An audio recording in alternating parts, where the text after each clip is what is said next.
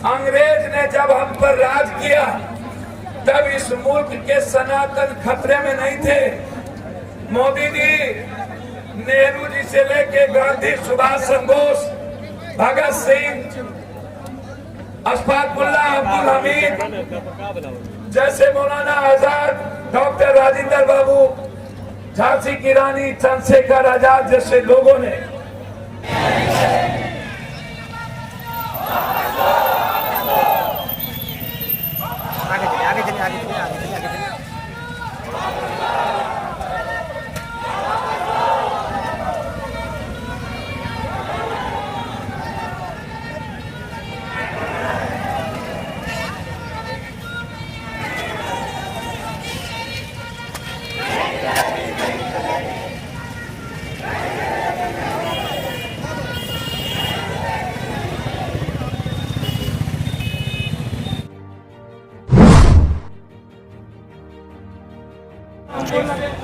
नमस्कार, अस्सलाम वालेकुम दोस्तों। देख सकते हैं अररिया बिहार में एक छोटा सा ज़िला अररिया पड़ता है और ये सीमांचल इलाके में पड़ता है। ज़रा देखिए वक्फ बिल बोर्ड के ख़िलाफ़ में कितने लोग सड़कों पर उतर चुके हैं और प्रदर्शन कर रहे हैं कि वक्फ बिल को वापस लेना पड़ेगा सरकार को। और दोस्तों मैं बता दूं कि पूर्णिया के MP पप्पू यादव जी भी आए हैं और काफ़ी लोग, बहुत ही ज़्यादा, आपके मोबाइल स्क्रीन पर दिख रहा होगा दोस्तों, बहुत ही ज़्यादा संख्या में जन सैलाब के तरह लोग उमड़ पड़े हैं। दोस्तों मैं बता दूं पूरे ज़िले के लोग लग रहा है कि रोड पर आ चुका है। ज़रा देखिए इस वीडियो को पूरी तरीके से। दोस्तों वीडियो को देखकर शेयर ज़रूर कर दीजिए, लाइक शेयर सब्सक्राइब कीजिए। अगर फेसबुक पेज पे देख रहे हैं तो दोस्तों फॉलो ज़रूर कर दीजिए। आइए क्या कुछ कहते हैं पप्पू यादव जी, उनकी बातों को पूरी तरीके से सुनने का प्रयास करते हैं और पप्पू यादव जी क्या कुछ कहते हैं, चलिए सुनने का प्रयास करते हैं। ऐसी ताकत है जो संविधान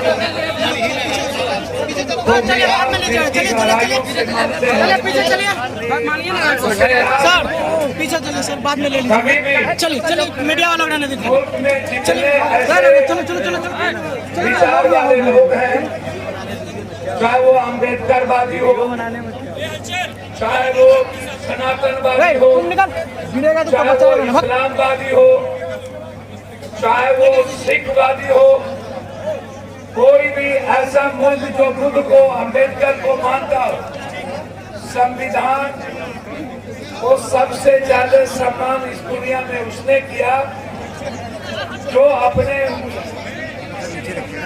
इस्लाम या अपने धर्म को इंसानियत के चश्मे से देखा, जिसने मुल्क को अपने भारत के लिए, आज नहीं, मैं बार बार कहता हूँ, आप मेरे बुजुर्ग हो, आप मेरे खून हो,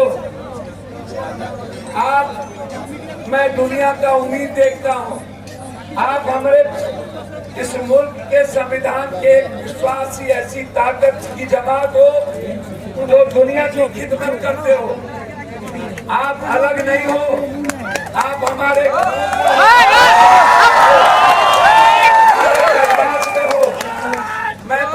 कहता हूँ कि मोदी साहब, मुगल इस मुल्क में, दुनिया में सबसे ज्यादा शासन भारत में किया, तब यह मुल्क और हमारा सनातन और हमारा हिंदू कभी खतरे में नहीं था। मोदी जी, अंग्रेज ने जब हम पर राज किया तब इस मुल्क के सनातन खतरे में नहीं थे।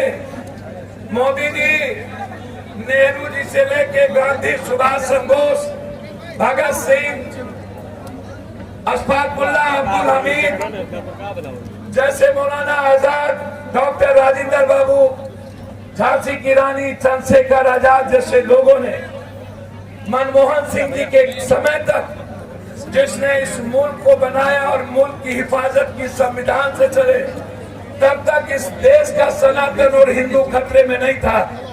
लेकिन मोदी जी जब से 11 साल से आप आए, तब से ये मुल्क का हिंदू खतरे में क्यों पड़ गया?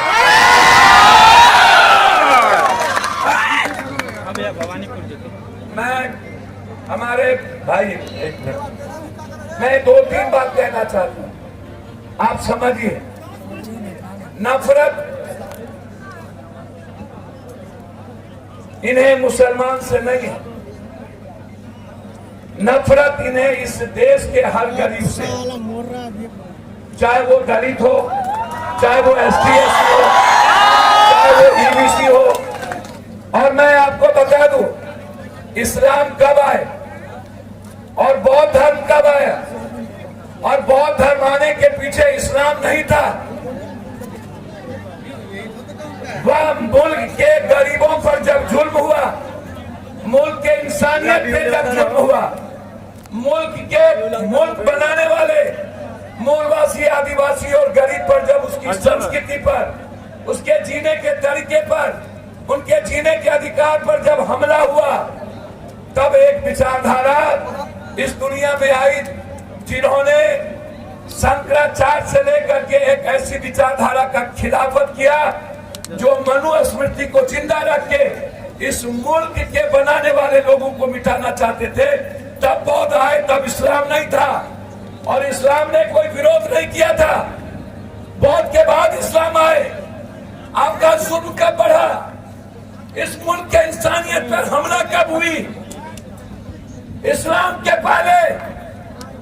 इस्लाम ने इस दुनिया में जब आए तो उन्होंने भी एक रास्ता दिया इस मुल्क को, इस दुनिया को जीने का, इंसानियत को पैगाम दिया। जब जुल्म बढ़े थे तब जाकर के इस्लाम आए और उन्होंने पूरी दुनिया के उन जुल्मों के खिलाफ मोहब्बत का रास्ता देकर इंसानियत को जीने का अधिकार दिया। आपसे मैं एक बात बता देना चाहता हूं। अभी हमारे कोई मित्र कह रहे थे, मैं आपको 2-3 बात वाकया बता दूं। एक बड़ा वाकया, जब ये कोरोना के समय जमात के खिलाफ इन्होंने नफरत पैदा करने की कोशिश की, साद के खिलाफ इन्होंने एक सवाल खड़ा किया। मैंने उस वक्त भी कहा था, ये मुसलमानों के दुकान पे, चाय के दुकान, सब्जी के दुकान, केला के दुकान, पान का दुकान, दूध के दुकान, परचून के दुकान पर आप नफरत पैदा कर लोगे, आप थूक फेंकवा दोगे। लेकिन मोदी जी, जमात के बारे में आपको जानना है तो आप दोबार से जानिए, जमात इंसानियत का एक वो रास्ता है जो पूरी दुनिया को सच्चाई के रास्ते पे चलने के बाद, और इन्हें साथ को गिरफ्तार नहीं करना था, ये जमात के खिलाफ नहीं थे, ये मैं आपको बता दूं। इनसे इन्हें नफरत करवाना था इस देश के मुसलमानों से। ये मुसलमान का कुछ नहीं बिगाड़ सकते, ये सनातन का भी कुछ नहीं बिगाड़ सकते, ये संविधान का कुछ नहीं बिगाड़ सकते। यदि इन्हें मुसलमान का बिगाड़ना होता तो जब ये जाता है गल्फ तो ये भीख मांगता है, जब ये अरब जाता है तो ये पैर पकड़ता है, और जब ये बांग्लादेश जाता है तो ये शेख हसीना से मोहब्बत करता है, और जब ये हमारे मुल्क में आता है तो हमारे ही संविधान मानने वाले और देश बनाने वालों से नफरत करता है। इसे नफरत मुसलमान से नहीं है, इन्हें मुसलमान को सिर्फ एहसास करवाना है। ये मैंने कई बार देखा, एक बार नहीं। जब ये बात करता है पसमानदा और पिछड़ों की, मैंने इनसे पूछा, यदि आप पसमानदा और पिछड़ों की बात करते हो तो आप मुझे एक बात बताओ, आप जब कह रहे थे फटोगे तो कटोगे, आप उसमें लिख देते शेख सैयद पठान खान को छोड़ के जो मुसलमान है वो, उस पर मैं ये बात नहीं कर रहा हूं। जब आप इस मुल्क में सब्सिडी मुसलमान का खत्म कर रहे थे तो आप लिख देते शेख सैयद पठान खान को छोड़कर हम इस